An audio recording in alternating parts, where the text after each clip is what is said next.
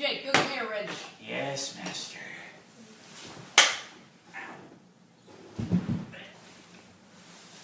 Yes, now I can finally use my life ray. Are you sure this is gonna work? No, I'm not sure if it's gonna work. That's why I tested on Jake first. If it works, I can bring Carlos Bulosan back to life without researching anything. Okay. Let's see if this thing works.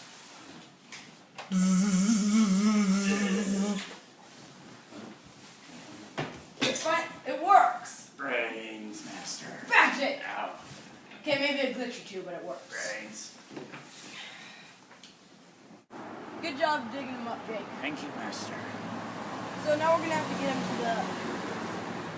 to the lab. Yeah, this is him. Okay, let's get him to the lab. Yeah, right. Brains. Brains. Can someone please get him off my head? Jake, get off his head. Thank you. Okay. So, would you like to do the honors, Robbie? Oh, yes, of course.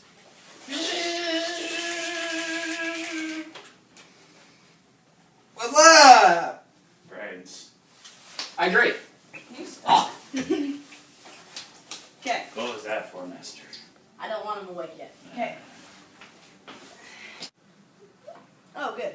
So, hello, Carlos. My name is Riley. I brought you back to life, and I'm going to have to interview you. What do you want? I want to interview you. I just said that. Why? I have a school project, and I don't want to look anything up. I'm too lazy to do that. I do the same. Okay. And if you don't answer any of my questions, I will shoot you. I'm already dead. Well, I'll kill you again. Oh, that makes sense. Okay.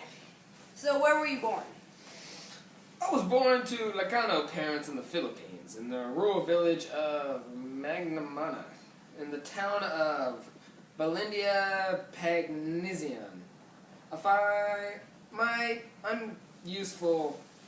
I myself used several birth dates, but 1911 is generally considered my most reliable answer based on my baptismal records. But according to the Lorenzo Dioneme campaign, my childhood payment is Nape, and Carlos, me, was born on November 2,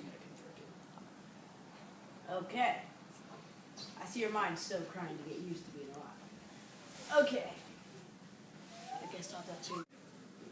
So, what was it like when you first got to America?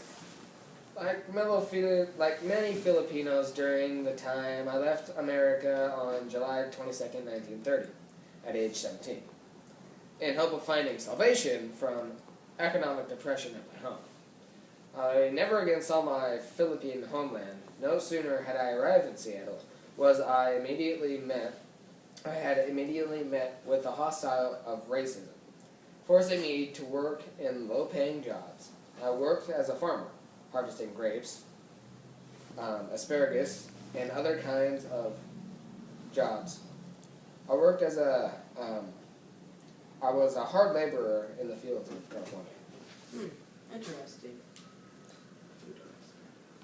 So, what do you think was a turning point for you? Well, the turning point for me was after many years of discrimination, starvation, and sickness. I had to undergo surgery for tuberculosis. The tuberculosis operations made me lose most of my right side of the ribs and the function of one lung. I was confined in the hospital for 2 years. I took advantage of time and read one book every day for 365 days a year. Then I became a politic writer and protective voice concerning the struggles Filipinos were forced to live in. Interesting. Okay, so what were some of your books? Well, some of my books included The Laughter of My Father, and I published The Cry of the Dedication, which detailed the armed Hut rebellion in the Philippines. One of my most famous essays was The Freedom from Want, commissioned by President Franklin Delano Roosevelt as part of a series of the Four Freedoms, and published on March 26, 1943. And in the Saturday Evening Post was one of my books. Maximum Liber was my literary agent in 1944. And of course, one of my most famous writings, America is in the Army. I did not read any of those. Oh, well, you should read some of my books. Okay. So, what were some hardships that came from your writing?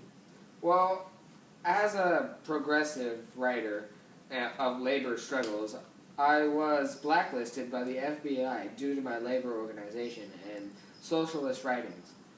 Denied a means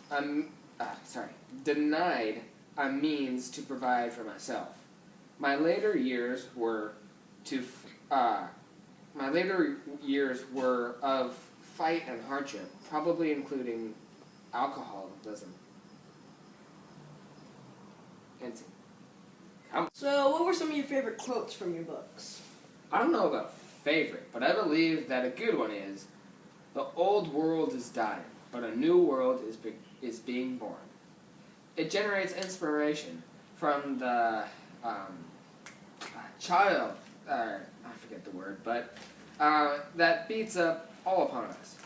The false gardener and security, the unfulfilled promises, and illusory power, the numbers of the dead and those about to die will change the forces and courage of determination. The old world will die so that the new world will be born, with less sacrifice and agony on the living. Well, thank you for doing the interview. It's the least I can do. You brought me back to life, right?